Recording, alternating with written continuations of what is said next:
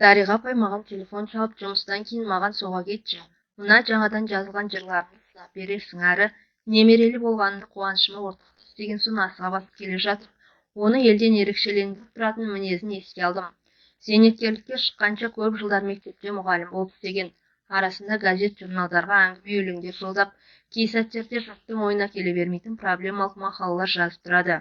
Мен одан көп кіші болғанымен арамыздағы жас алшақтықты елемейміз. Тек менің оған сіз деп сөйлейтінім болмаса, кездесе қалсақ әңгімеміз таусылмайды. Апайдың жалғыз қызы Гүлнар былтыр күйеуге шыққан, бөлек тұрады.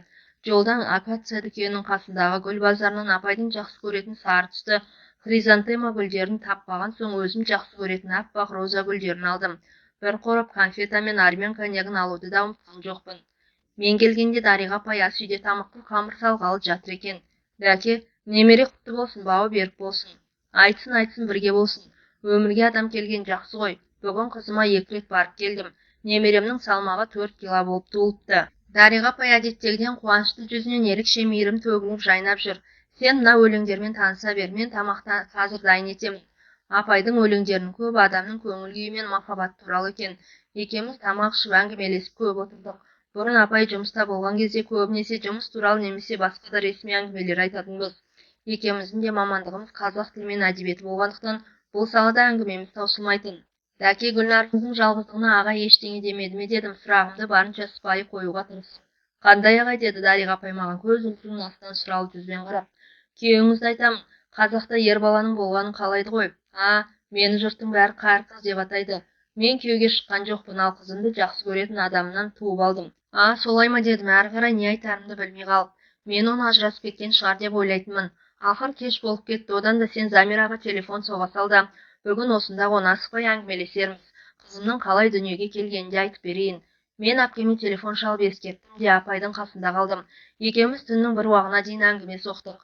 Өткен жылдардың ізіне көз жүгірткендей болған апай бір сәт үнсіз қалды. Оған да ширек ғасырдай уақыт өтті. Мен ол кезде Батыс Қазақстан облысының алыс аудандарының бірінде қарайтын алыс ауылдағы мектепте қазақ тілі мен әдебиетінен сабақ беремін. Бірінші курсым кітаптан бас алмай оқумен өтті. Еңбегім ақталып студент болдым. Екінші курста да стипендия алу үшін сабақ соңында жүрдім. Ал үшінші курста мен оны кездестірдім. Ақ сары ұзын бойлы, мығым денелі, өзі ауыздыға сөз бермейтін, аяқтыға жол бермейтін пысық. Домбырамен халық әндерін айтқанда жұрттың аузы ашылып, көз жұмылатын. Мен оны жиі кездестіріп жүрсем де, ол менен алыста еді. Жүрегімде соған ғана арналып өсіп шыққан аппақ гүлімді күн сайын жұлып тастаймын, күн сайын өсіп шығады. Қасынан қыздар көрсем қараптан қарап қызғанамын, ал ол маған мүлде көңіл бөлмейді. Мендегі сезімнен бейхабар, тіпті маған бой жеткен түгілі әйелі баласы де қарамайтын сеземін. Айнаның алдында отырып түніме қараймын да азам келеді. Қиылған қаш жасаймын деп қасымды тердім. Фасоны келіспеген соң ба әлде өзімнің ебім жоқ болмады. Кішкене қара көздерімді мөлдіреген шаралы көз жасай алмайтыным екі бастан белгілі. Қап-қара жылқының құйрығының қылындай сусылдаған қалың қара шаштарым дегеніме көнбеді. Әйтеуір басқа жігіттерді елемейтін, жатсам да тұрсам да ойлайтыным сол, есіл дертімде сол жігітте болды. Сөйтіп селдеген сезіміме тұншығып жүріп 3-ші курсты аяқтадым. Жазғы каникулдан оралып 4-ші курсқа келгенімде мен оның үйленетінін естідім. Ағайым бақыттан шым-шымдап суытпақтап отырып, болашақ әйелі бір дөкейдің қызы екендігін білдім. Қатты ауырып қалдым, бір жұма сабаққа барған жоқпын. Сол хабарды естігенде айналамды қара түнек қаптап, айлар бойы қол бұлғап жетемін деген арманым быт-шыт болған. Оған деген әлдилеп жүрген сезімімді не отқа жағарымды, не суға ағызарымды білмей қайтсем жаным мен жүрегімді сол сезімнен тазартып құтыларымды білмей дал болдым. Бұл быт-шыт болған сорлы сезімді кішкене сынықтарына дейін жинап, жүрек деген орамалға түйіп, жанымның бір бұрышына іліп қойдым. Қаладан кеткенше асықтым. Оқу деп сабақтан бос уақытымда Жайық өзенінен сырласып өлең жазумен жүріп оқуды да бітірдім. Ағаларым әйелдермен өз жөндеріне кеткен соң әр жазғы каникул кезінде шешемді емдеттім. Тіс салғызып курорт санаторияларға апардым. Шешеммен бірге тұратын інімнің бала шағасы көп. Онымен бірге тұрған болмаса шешемнің ішіп жемі, киім-кешегі менің мойнымда. Бір күні орайы келгенде шешеммен әңгімелесіп отырып, мама, 30-тан асып барамын, жақсы жігіт кездеспеді. Шетінен ішкір жаман жігіттерге тигім келмейді. Жақсы көретін адамнан бала туып алсам бағып бересің бе дедім. Ойыншын аралас. Өй албасты, күйеуге тимей бала туам деп сені не қарабасты? Не сен тиетін еркек табылмай қалды ма? Ана көршінің баласы Ғазиз сені әлі күнге дейін күтіп жүрген жоқ па? Бүкіл ауылды одан қалса ауданды шулатайын деп жүрсің бе? Бір айдан кейін айырылысып кетсең де алдымен күйеуге тий, бала туғың келсе. Үйінде отырып туыпты дегеннен ажырасып кетіпті деген жеңіл. Әлде ана аға інілеріңді жерге қаратқалы жүрсің бе? Осы сен қызға оқу өтіп кеткен, содан бірдеңе шығатындай кітаптан бас алмайсың. Сол кітаптың оқығанның пайдасы бар ма? Көп оқудан миың ағып кеткен ғой деп автоматша тарсылдаған шешем сөзінің аяғында сөйлей алмай ашуға булығып жылап жіберді. Мама, тыңдашы, мен күйеуге тимей бала тусам, одан ешкімге келіп кетері жоқ қой. Қиналсам өзім қиналам. Өмірге сәби әкелу қылмыс емес қой. Күйеуге шығып тұрмыс құруды маған тағдыр жазбаса қайтемін. Ал менің ана болғым келеді. Ғазиз секілділерге күйеусіз өтсем де тимеймін. Сіз өмір жұмыртқа жемейсіз ғой. Ғазиз да маған сол жұмыртқа секілді. Ең жақын адамым, анамның жанын түсінбегеніне ашынып мен де жылап жібердім. 2 сағаттан соң шешем ауылына ал бір шешімге келгенмен облыс орталығына аттанып кеттім. Мен оны облыс орталығындағы жұмыс істейтін мекемесінен қиналмастан іздеп таптым. Оқу бітірген соң қайынатасының арқасында қалада қалып үлкен қызметке орналасқанын білетінмін. Орташа бір мекеменің басшысы. Кең кабинеті адамның мысын басқандай екен. Ол жарқылдап орнынан тұрып қарсы алды. Менің бақыт ағайымның қасында жиі жүретінімді ұмытпапты. Кел, Дариғаш, төрге шық. Көрмегелі қанша жыл деп маңдайымнан сүйді. Арада көп жылдар өтсе де ұмытпағанына, оның үстіне жылы қарсы алғанына риза болып қалдым. Жұмыс бастылы болып кеттік қой деп ақталғандай бақыт ағайдың хал жағдайын сұрады. Негізгі әңгімені қалай бастап келген, жұмысымды қалай айтарымды білмеймін. Уақыт өтіп жатыр. Ол іскер адамның кейпімен аман саулықтан соң, Дариға, қабылдау бөлмесінде кісілер жиналып қалған болу керек. Ұялмай жұмысыңды айт деді. Біреу көріп қала ма, әлде айтуға үлгере алмай қалам ба деп асыққан мен төбеден түскендей, мен сенен сәби сүйгім келеді дедім. Ол мынаның есі дұрыс па дегендей бетіме қарап отырып қалды. Мен тездетіп оны алғаш көрген күннен бастап сүйетінімді, күйеуге шығу түгіл ешқашан еркекпен болмағанымды, өзінен сәби сүю үшін бірге болғым келетінін, сол үшін осында бір пәтер жалдағанымды, бар сыр екеуміздің арамызда қалатынын, оны күтетінімді, басқа не айтқаным есімде жоқ. Қолына адрес жазылған қағазды ұстата салып, ол есін жиғанша шығып кеттім. Бір ауыз сөз қатуға шамасы қалмай ол қалды. Қабылдау бөлмесіндегі хатшы қыздан оның жұмыс телефонында жазып алуды ұмытқаным жоқ. Пәтерге келгеннен кейін өзімді қоярға жер таппадым. Келе ме, келмей ме, келсе ме, жоқ па? Келсе қалай бастаймыз? Әлі еркекпен болмаған басым, келсе қалай бірге боламын деген ойлардан көңілім қобалжыды. Отырып, неге бұлай жасадым? Бұл ақымақшылдық емес пе деп осылай шешкенімізде осында келіп пәтер жалдағанды дұрыс емес деп шештім. Пәтерді тапсырып кеттім де қалмақшы болдым. Оның жұмысы көп келмейді, сені не қылсын деген ішімнен бір ой бас көтерді. Уақыт өте келе адамның әр нәрсеге талабы күшейеді. Жаның, тәнің, сезімің бәрі қатайып қатып қалғанда немесе қатая бастағанда біреудің дегені мен ыңғайына көну оңай ма? Әйтеуір бала туып аламын деген ойға бекінгенім шын. Және оны бірінші кезектегі орындайтын мақсат деп шешіп қойғанмын. Ол келмесе я келіспесе кімнен туамын? Жоқ, келсе де келіспесе де тек содан туамын деп шештім. Аласырған оймен арпалысып, енді ол келмейтін болды. Жұмыс уақыты баяғыда аяқталған, қандай бақытсыз едім деп жылап алып, пәтерді ертең тапсырмақшы болып, өрекпіген көңілімді баспақ болып валидол ішіп алып жатып едім. Көзім ілініп кетіпті. Есік қоңырауының даусынан атып тұрдым. Айнаға қарауды да ұмытып есікті аштым да кіріп келе жатқан оның мойнына асыла кеттім. Оның бойындағы кеңселік ресми дағдысы осылай кенеттен бұзып, оның ойланып менен бас тартуына шама келтірмеуге тырыстым. Бірақ ол мен ойлағандай көтеріп алып шыр айналдырып бас салып төсекке көтеріп апарған жоқ. Тек маңдайымнан сүйді де сыпайы құшағынан босатты. Жеңіл қарап іскені сезіледі. Ол да айналаға көз салып не істерін білмеген тұрып алды. Бір кезде тамағын кенеп, Дариғаш, сені бақыт осылай атайтын еді ғой. Дариғаш, бағана дұрыс сөйлесе алмадық. Мен бақыттан хабарсыз кеткенмін. Менен бір көмек керек пе? Я оған, я саған деп маған қарады. Енді бір минут кешіксең сыпайы қоштасып кетіп қалатынын сезіп, кеш болатын ұққанда мен жанашыра, сенің маған деген сезімің ешқашан оянбайтынына көзім жеткен. Оның маған қажеті де жоқ. Есесіне екеумізді 100 рет орап алатын сезім бар. Мен сені осы жылдар бойы сүйіп келгенмін және сүйіп өтемін. Мен ешқашан еркекпен болған емеспін. Менің жаным мен тәнімнің пәктігі саған арналған деп үстімдегі юбканың түймесін ағытып жіберіп едім, сырғып аяғымның басына түсті. Бет бір монша болмағанмен мүсінімнің сұлулығына мақтана аламын. Бассейн және өзен-көлге шомылуға барсам, маған жігіттер қайырыла қарап жататын. Батылдықтың қайдан келгенін білмеймін. Оның көйлегінің түймесін ағыта бастадым. Ол да қанша дегенмен еркек пе? Мені құшағына алды. Менің оған деген сөнбеген, бірақ оны үйленеді дегенде қирап қалған сезімімді жүректеген орамалға түйіп жанының бір бұрышына іліп қойдым дегенім бекер болып шықты. Ол сезім тек бір бұрышты ғана емес, менің бүкіл жан тәнімді түгел орап алған екен. Жүрегім де 62 тамырым да оның айтқанын қайталап соғып жатты. Екеуміз бірге болған сол 7 күн қайтып келсе, оның орнына қалған өмірімді берер едім. Сол кезде мен қандай бақытты едім. Көп жылдар бойы өзім сүйген адаммен бірге әйел бақытының дәмін таттым. Сол басымнан өткен 7 күндік бақытымның сәулесі мен жылылығы қалған өміріме жетіп келеді. Менің сол кезден есімде қалғаны, күн мен түнді ажырата алмай қалғанмын. Өзімнің шексіз бақытты болғаным, менің де оны да шексіз бақытқа бөлегенім ғана. Жаным, мен бақыттымын, бақыттымын. Сен әлі қыз екенсің ғой. Қалайша, осы кезге дейін пәктігіңді сақтағансың. Шынымен осы жылдар бойы мені сүйіп, мені күттің бе? Болған жоқпын жаным, сен үшін сақтадым. Мұндай бақыт маған бұйырмайды ма деп едім. Әйелім де қыз болмай келген. Дариғашым менің, мен саған қарыздармын. Енді менің әйелім боласың деп ентікті. Оның үздіксіз қимылынан шаршаңқырап қалғанмен арасында ернімді тістелеп, айқайлап жібермеуге тырысып қолдарымен жаймамды қысумен болдың. Оның ух деп алған демімен бірге, сен енді менің әйелімсің, мен сені езіп жібердім бе деген үні алыстан талып-талып естілді. Біраз уақыттан кейін қан ақ жайманы ауыстырып жатқанын байқадым. Ертеңіне күні бойы төсекте жаттым. Өңім бе түсім бе білмеймін. Бір ретінде тамақ үшін не жегің келеді деп жеміс жидектер мен шырындар әкеліп, екінші рет қасыма келген. Оны жолатпадым. Денем дел-сал болып, бірақ өзіме өзім риза қалыпты. Бір көптен армандап жүрген шыңның басына шаршап шыққандай бір өзгеше күйдемін. Қыз келіншек жеңгелерімнің әңгімелерінен еркек пен әйел арасында құпиялар туралы көп естігенмін. Ол кезде бұл тақырыпқа кітаптар да жоқ еді ғой. Қазір ғой кез келген дүңгіршекте мен мұндалап тұрғаны. Жан дүниемде арпалыс жүріп жатты. Bir жағынан аппақ сезім, бір жағынан бір түрлі қорқыныш па, жеркеніш пе бір нәрсе, тіпті оны сөзбен айтып жеткізе алмаймын.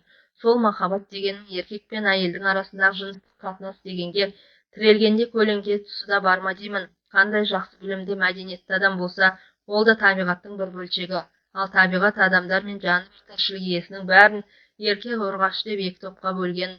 Олардың басты міндеті табиғи заңдылық пен алдымен ұрпақ қалдыру екендігін сонымен өткізгенде ғана ұқтым. Ол қайта-қайта бетіме төніп, бір жерің ауырып тұрған жоқ па деп асты-үстіме түседі. Мен болсам істеген әрекетімнің дұрыс-бұрыстығына баға бере алмай, әрі бір шешімге келе алмай, ой түбін шарлаумен болдым.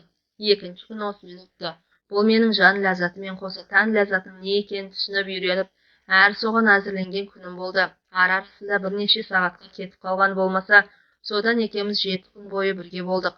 Құштарлық пен құмарлықтың шырқау биігіне жетіп, менің жағымнан жан ләззатына қоса тән ләззатын ала бастағаным, оның жағынан тән ләззатын алып оған қоса жан ләззатын да қосуға ұмтылып жатқан кез еді. Жаным дейді, ол мені құшағына алып жатыр.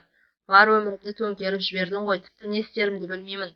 Жұмыс бастылықтан ба, жұмысына әрең жататын басым, өзімнің саған деген құштарлығымды бас алатын емеспін.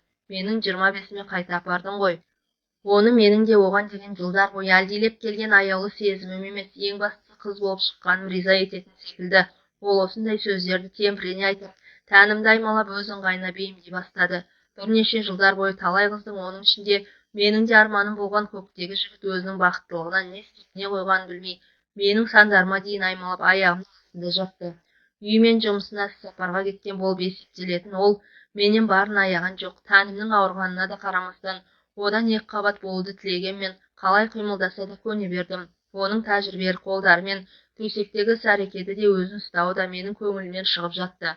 7-ші соңғы күні төсегіме басын қойып жатқан ол: Дариғаш, мен сенің қасыңда өзімді нағыз еркек екенімді сезінгендеймін.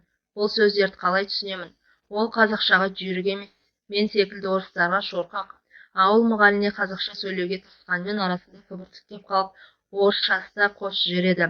Әрине еркекпін ғой, бір ұлым бар, бірақ неполноценный еркек болған сияқтымын. Маған сенің төбеден түскендей ойда жоқта сыйлаған пәктігің, ұзақ жылдар бойы сақтаған таза сезімің, мені төредей көріп көрген құрметің, мені бір үлкен биіктің басына шығарғандай. Мен өзімді 25-тегі жігіттей сезінемін. Бұлай болады деген нәрсе ойым түгіл түсіме де кірмеген еді. Сенің мен үшін қандай құрбандыққа барғаныңды да жан тәнмен сезініп жатырмын. Жас кезімде біреу мені осыншалықты жақсы көреді деп үш ұйықтасам ойыма кірмепті. Ағаң бақыттың қасынан көргенде мына тәмпіш мұрын қара қыз неге сонша тәлпіштенеді деп ойлаушы едім. Ол басты әңгімесін бастамады. Я бастауға қорықты, я кейінге қалдырды. Ал маған ол қажетсіз еді. Мен сөзімде тұруым керек болатын. Иә, оның алдында да, өзімнің алдында да берген сөзімде тұруым керек. Менің бүгін жалған іс сапарым бітеді. Жұмысқа соғып үйге барамын. Ертең мен жұмысқа барып қасыңа келемін деген ол маған кінәлі адамдай қарады. Мен төсекте жатқан бойы оның мойнынан құшақтап ұзақ сүйдім. Егер одан жүкті болсам, бұл соңғы көруім екенін білемін. Ал жүкті болмасам, оны уақыт көрсетер. Бәлкім тағы да кездесерміз. Ол қанша сұраса да қай жерде, қай ауылда жұмыс істейтінімді айтқаным жоқ. Мен оған жоқ, мен ауылға қайтуым керек. Менің де жұмыс телефоным бар. Қалаға келгенде саған өзім хабарласамын. Мені іздеме, хабар өзімнен болады деп, көзіме тола бастаған жас пен көкірегімде әп-сәтте пайда болған өксікті байқамай тез кетсін деп қатты ұйқым келіп жатыр. Пока деп теріс аунап түстім. Ауылға келіп жұмысымды жалғастыра бердім. 1,5-2 ай шамасы өткенде бойымдағы өзгерістерді сезіне бастадым. Анда-санда баратын ауылыма да ат ізін салуды қойдым. Ауылға келмегелі көп болды. Мейрамда келіп қайтсын деген шешемнің сәлемі де жауапсыз қалды. Құдай тілегімде беріп ішім біліне бастады. Бір үйдің сиыры туғанға дейін біліп отыратын ауылда мен туралы өсек көбейді. Мені кімге таңарым білмейді. Бөтен жерде тұратыным қандай жақсы. Менің бұл ауылда ешқандай туыстарым жоқ. Өсек десе мені өсек дейді. Ал маған бәрібір еді. Себебі менің ішімде менің жауапсыз махаббатымның, менің бар ғұмырыма тұратын аса бақытты өткізетін 7 күнімнің ескерткіші өсіп жатыр. Өзім мәңгілікке сүйген, таза сезімімді арнаған адамның ұрпағының дүниеге келетінін ойласам, ол маған барлық қиындықтарды жеңетін белгісіз бір жойқын күш беретіндей көрінеді. Тіпті менің әншейін де үйімнен шықпайтын порядочная дос қыздарыма дейін үйіме ат іздерін салмай қойды. Бірақ шәкірттерім бар, мен оларды жақсы көремін. Ата-аналарына айтпаған сырларына дейін олар менімен бөліседі, сырласады, кеңес сұрайды. Солар мен үшін көп жұбаныш. Ешкімге артық сөз айтып беттеріне қарап көрмесем де, оқта-текте ішіп алып, есігімді қағатын еркектер пайда болды. Жүйкем жұқарып әбден қиналған соң, оған хабарласпақшы да болдым. Басқа жүкті әйелдерге қарасаң, өскен жүктері мен кейбірінің беттеріне түскен сепкілі болмаса, бала туудың еш қиындығы жоқ секілді. Жұрттың балаларына қарасаң, олардың өзі өсіп жатқандай болатын. Бірақ олай емес. Ана болудың да өзінің ауырлығы бар екен. Әсіресе жалғыз әйел үшін бәрінен де күйеусіз әйелге бала туу тек материалдық күнделікті өмір тұрғысынан ғана емес, әсіресе ауылдық жерде моральдық тұрғысынан да өте қиын екен. Қалалық жерде ештеңе емес, онда көршілер де бір-бірімен көп араласа бермейді. Ал ауылда ол кезде өте қиын болатын. Қазір ғой заман өзгерген, 35 түгіл 15-ке келген қыздың да әр ауылда туып отыр. Ауылда жағдай басқа. Ол кезде жұмасына бір жеткен о болатын. Телевизор жоқ. Ауылда өсек пен қыстағы соғым кезіндегі қонақтықтан басқа, желдей гулеген өсектен басқа ермек болмайтын. Мектептегі мұғалімдердің 95% әйелдер еді. Еркектерден тек директор ағайдан басқа дене шынықтыру, еңбек, ән суреттен беретін мұғалімдер мен шаруашылық меңгерушісі ғана. Мұғалімдер бөлмесіне кірсем, мен ол әйелдердің күйеулерінен жүкті болғандай, тіпті күйеулерін тартып алғандай, ала көздерімен атымен тірідей жерлеп тұрғандай көрінетін. Олар мен жеңіл жүріске салынып, педагогқа жат нәрсе істеді деп кінәлайды. Ал менше сүйіп, менше ғашық болып, сол аяулы сезім үшін менше құрбандыққа бару олардың өңі түстеріне де кірмеген. Бір күні өзі коммунист, өзі кәсіподақ төрайымы мен ішінен чолақ белсенді атайтын Сәлима апай мұғалімдер бөлмесіне кіріп, мектеп директоры Өмірғали ағайға мұғалімдердің көзінше Дариға Шакееваның моральдық тәртібін қарау керек деген. Өмірғали ағайда іле-шала Сәлимаға ол коммунист емес, ешкімнің семьясын бұзып жатқан жоқ, өзім сөйлесемін деп маған қарап, Дариға, сізді тіс қайты сабағыңыз бар ма деді. Жоқ, сағат 2-де менің кабинетіме келіңіз деп мұғалімдер бөлмесінен шығып кетті. Межелі уақыт өткенше сан түрлі ойлардың жетегінде тұрып, қобалжулы күй кештім. Директордың кабинетінің есігін әрең ашып кірдім. Кел Дариға деген ағайдың даусы әдеттегіден де жылы естілді. Дариға менің әңгімеге құлақ салып мұқият тыңда деген ағайға қарсыма келіп отырып әңгімесін бастап кетті. Мен шамамен сенің әкеңмен жасты адаммын. Ұлы Отан соғысында 5 жыл жүріп қайттым. Жақсыны да жаманды да көрдім. Сол кезде бір әкеден жалғыз тұяқ болған соң қырғыннан аман келуді армандадым. Құдайға шүкір, қазірде аман-есен үйленіп, балалар түгіл немере сүйіп отырған жайым бар. Сенің жағдайыңды түсінемін. Мен сенің сәби сүйгеніңді сөкпеймін, қайта қолдаймын. Сен бұндай сөздерді менен естимін деп ойламаған шығарсың. Өз ішімнен шыққан балаң болғанға не жетсін, отау құрып, отбасылы болуды тағдыр жазбаса, бұның да дұрыс шығар. Бүгінгімен өмір сүрмей алдағанды ойлау керек. Денсаулығыңды күт, сәбиіңді күт. Сенің денсаулығыңа байланысты екенін естен шығарма. Тек менің талап етерім демалысқа кеткенше жұмысқа жауапты бол. Босаңсыма, ешқандай жел сөзге жол берме. Көмек қажет болса ұялмай өзіме кел. Қолдан келген көмегімді аямаймын. Сен оқушылардың қорыққанынан емес, шын көңілден сыйлап жақсы көретін аз ғана оқытушылардың бірісің. Әйелдердің сөзін көңіліңе алма, қамықпа. Бірақ бір өтінішім, екеуміздің арамыздағы бұл әңгіме осы жерде қалсын. Мен борша-боршам шығып жылап отырмын. Бұл кісі мен күткендей маған ұрысқан жоқ, кемшіліктерімді шұқып, моральда оқыған жоқ. Мені оқушылардың жақсы көретінін де біледі екен. Менің өз шешемде түсінбеген жанымды бөтен біреу әрі мосқал ер адам түсінгеніне жыладым. Ағай әңгімесінің соңында Дариға бір сұрақ қойсам айып етпе, бірақ жауап бергің келмесе өзің біл. Сен бұл ісіңе өкінбейсің бе? Жоқ ағай, өкінбеймін. Оңай болмайтынын білемін, бірақ өкінбеймін дедім нық дауыспен. Сәбидің әкесі нағыз бақытты жігіт екен деді ағай. Мұғалімдер менің сікреткен көздерім мен жылаған жүзімді көріп, директор мені сойып салды деп топшыласа керек. Жанар деген бір жас мұғалім ғана аяушылықпен қараса, басқалары бедірейе қарайды. Әсіресе Сәлим апай есесі қайтқан адамдай мысқылдап, масаттанып тұр. Ішімнен байқұс шолақ белсенді деп мен де жақтырмай көз тастадым да сумкамды алып шығып кеттім. Менің жағдайымды естіген болу керек. Күнім жақындағанда қасыма Қайран анам келді. Бір жылап сабасына түсті. Баласы қандай болса да туған ана баласынан безінсін бе? Бала мен туғанды базардан зат таңдағандай таңдап ала алмайсың ғой, тек араласпай кетпесе. Өмірғали ағайға өте риза болдым. Декретке шығып сәбиіммен үйде отырғанда мұғалімдер арқылы жағдайымды біліп отырды. Көмір түсіп берді. Соңынан неше жылдан бері пәтер жалдап тұрады. Жас маман ретінде баяғыда алу керек еді деп, босаған 2 пәтерлі совхоз үйінің бір жағын алуға көмектесті. Қысқасы, ол менің коллективтен бөлініп қалмауыма көп көңіл бөлді. Дариға апайдың әңгімесі басқа арнаға ауысып созылып бара жатқан соң ойымдағы сұрақты қойып жауабын естігенше асықтым. Апай, қызыңыздың Гүлнардың әкесі не болды, сол туралы айтыңызшы дедім. Оны содан кейін көрмедім де кездеспедім де. Адам қиналған сәтте жиі араласып жүрген жақынын, туысқанын емес, түсінеді-ау, көмектеседі-ау деп үміт еткен жанына жақын адамды іздейді. Менің оған талай рет хабарласқым да іздеп барғым да келген, бірақ оның жанұясы бар. Менің оған берген уәдем бар. Менің сөзімде тұруым керек болды. Біреуді сүю деген ол біреуге өтемелі сезім сыйлау немесе өтемелі жақсылық жасау емес, өтемесі сүюмен қонды, сонысымен биік. Бірнеше ай мен іздеме, өзім хабарласамын, хабар өзімнен болсын деген өздерінен шыға алмаса керек. Одан кейін мен іздеумен күндерін өткізген болар. Содан бір күні қарным шермейіп жүргенде оның атынан бір адам үйге іздеп келді. Мен өтірік айтып, күйеуімге тигенімді, ондай адамның есінде жоқ екенін, үйде енем бар болғандықтан тезірек кетуін өтіндім. Оның Алматыға ауысқанын, үлкен орында істейтінін білемін. Қазір Астанада жүзін жиі көріп тұрамын. Көріп тұрғаны қалай? Солай телевизордан. Апай, ол дейсіз, оның аты жөні бар ма? Бар, бірақ айта алмаймын. Ол өте жоғары орында істейді. Сіз оған қызы бар екенін айтқан жоқсыз ба? Жоқ, неге? Мен одан өз қалағанымды алдым. Бердің келгенін сен бердің, болды. Оның қызы бар екенін білуге құқы бар ғой дедім тұтығып. Уақыт келгенде біледі. Қыз туралы хат дайындап, менің қасымда болғанда ұмытып кеткен сағатын қосып әзірлеп қойғанмын. Қызыма, мен өлгеннен кейін оның атына жібер, қиналсаң іздеп бар деп жаздым. Ол бұрын өліп қалса ше? Жоқ, өлмейді, беті жылтырап, менен 10 шақты жастай жас көрінеді. Тамақ тоқ, көйлек көк, жағдай өте жақсы, не ішіп, не киемін демейді. Бәрі бар, бәрі әзір.